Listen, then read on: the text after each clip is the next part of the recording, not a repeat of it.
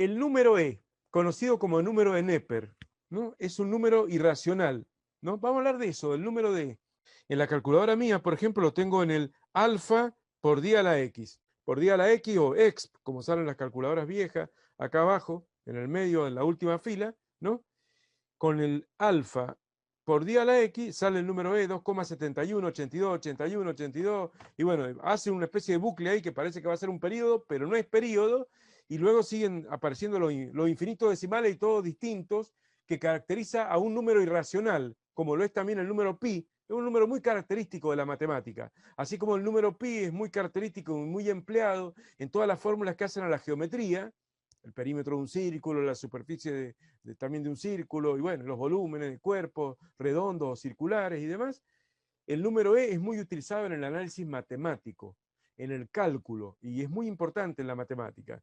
Y el número de E creo que lo introdujo primero Neper, no sé si Neper fue el primero o no, y después Euler lo usó bastante, y algunos creen que la E viene de Euler. Euler fue, bueno, no se dice así, en holandés, alemán, no sé, Euler, algo así se dice, pero bueno, en castellano yo siempre le dije Euler en la facultad.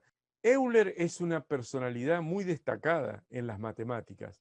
Se considera el autor más prolífico de libros y de teoremas y de cosas relativas al análisis matemático, al cálculo. Impresionante la cantidad de libros y aportaciones que hizo a la matemática este muchacho. Pero bueno, pero primero fue Neper, que vivió antes de Euler.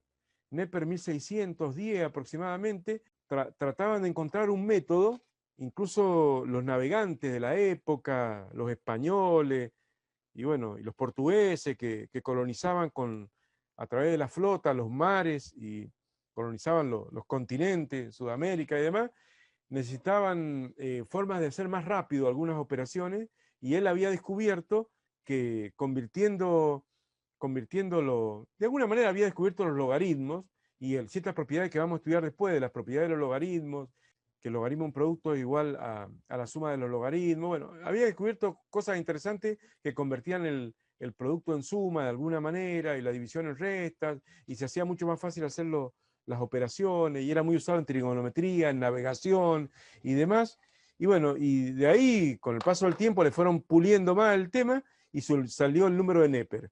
Pero no es fácil demostrar el número de Neper, es un número muy característico. No he tenido el tiempo que hubiera deseado para hacer una investigación más profunda del tema, pero yo hice una demostración del número de Neper la voy a patentar, porque realmente yo busqué libros para decir el número de Neper es esto, y sale así, y no encontré, y no encontré. Entonces yo me empecé a pensar y a hacer mis cálculos y demás, y encontré una forma que no será la demostración del número de Neper, del 2,7182, no será la demostración, pero es una forma súper buena de captar de dónde surge, o cómo surge, o en qué momento puede surgir, y después surgirá en otros casos, no sé, surgirá.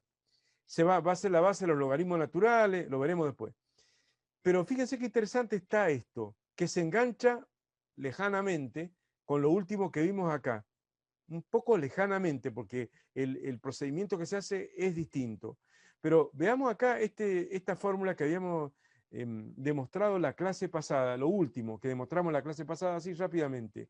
Cuando uno reinvierte continuamente un capital inicial, constante K o población inicial de pesos o de dólares, lo reinvierte, tenemos que ese valor inicial o depósito inicial hay que multiplicarlo por 1, que es el capital, 100%, como explicamos acá, el 100% de la cosa es 1, más el interés, el 10%, ¿cierto? Más el interés. Y el interés, habíamos dicho que ese interés estaba dado en el tanto por 1, ¿cierto? ¿Se acuerdan? El tanto por 1. Si el interés está dado en el 5%, por ejemplo, 5 de cada 100 sería 0,05. Y bueno, ese sería el número que se pone acá. 1 más 0,05, esto daría 1,05. 1,05. Bueno, vamos a hacer lo siguiente, miren, para explicar una idea de cómo puede surgir fácilmente, tan fácilmente, el número E. Supongamos que hay un capital inicial de 1 peso. Bueno, 1 peso, no importa, $1, no sé. Se deposita aún por un año a una tasa de interés del 100% anual. Entonces el capital es del 100%, o sea, 100 de cada 100, o sea, 1. Y el interés también es del 100%, O sea, 100 de cada 100, 1. Entonces, luego pasado el año, ¿qué significa? 1 de capital más 1 de interés, ese paréntesis que vimos recién, vale 2. El paréntesis de recién. El paréntesis de recién vale 2. Entonces al capital inicial hay que multiplicarlo por 2, lo cual es lógico, ¿no? Entonces, de esa manera va a tener, cuando termina el año, 2 pesos, ¿no? Entonces tenía 1 peso al comienzo del año, lo pusiste al 100% de interés, ya sé que es mucho el 100%, pero no importa, aceptemos, para este país no es mucho porque dentro de poco va a ser poco, comparado con la inflación que va a haber. Así que bueno, 1 por 2, 2. 2 pesos tengo al cabo de un año.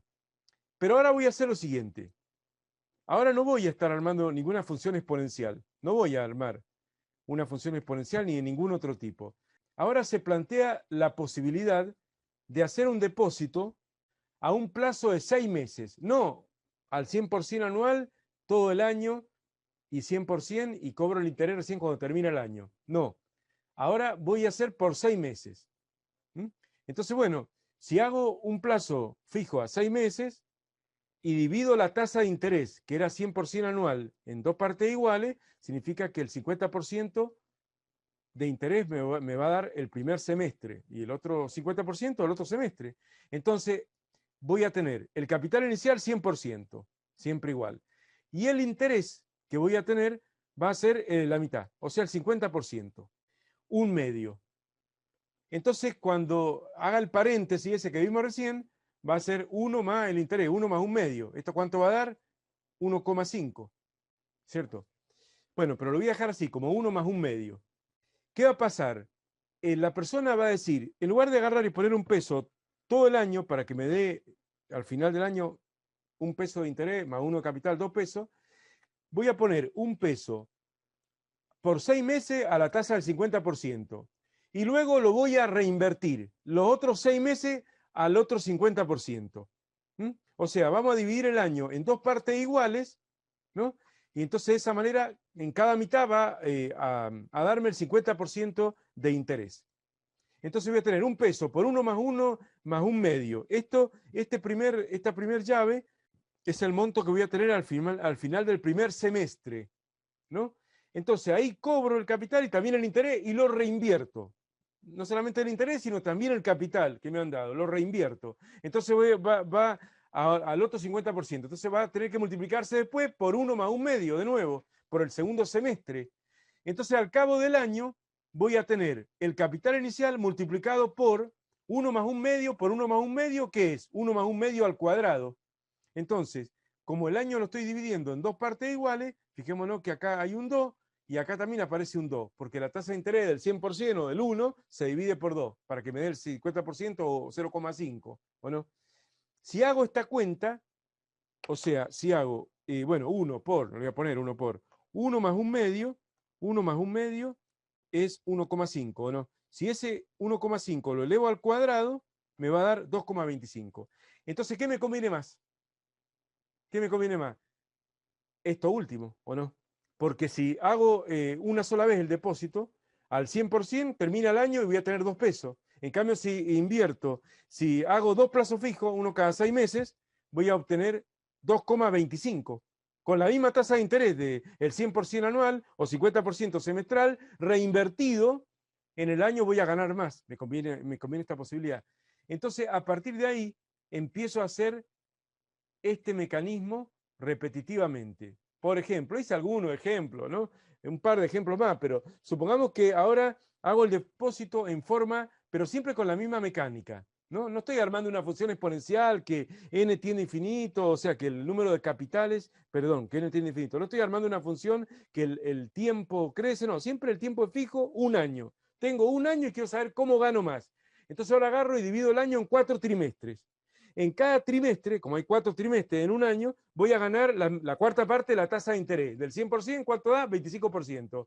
Entonces voy a tener para cada trimestre el capital inicial 100% y el interés del 25% en cada trimestre.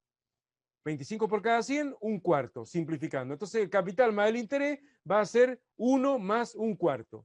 O podríamos decir 1,25. ¿Se ubican?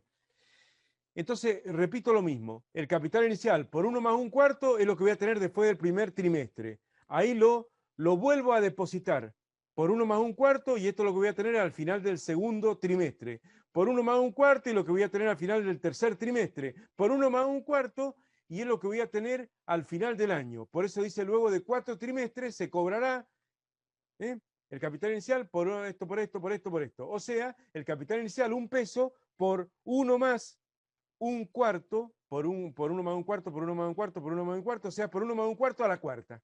¿O no? Entonces, fíjense que ahora acá este número es 4, porque divido el año en 4 partes, voy a tener que ir 4 veces al banco, pero voy a tener en cada trimestre, perdón, voy a tener un interés menor, pero 1/4 de tasa de interés, o sea, 0,25. Si hago esta cuenta, hago 1 más 1/4, ¿cierto? 1 más 1/4 es 1,25, ¿o no? Si lo elevo a la cuarta, porque ven que se va reinvirtiendo, por eso se eleva a la cuarta, me va a dar 2,44.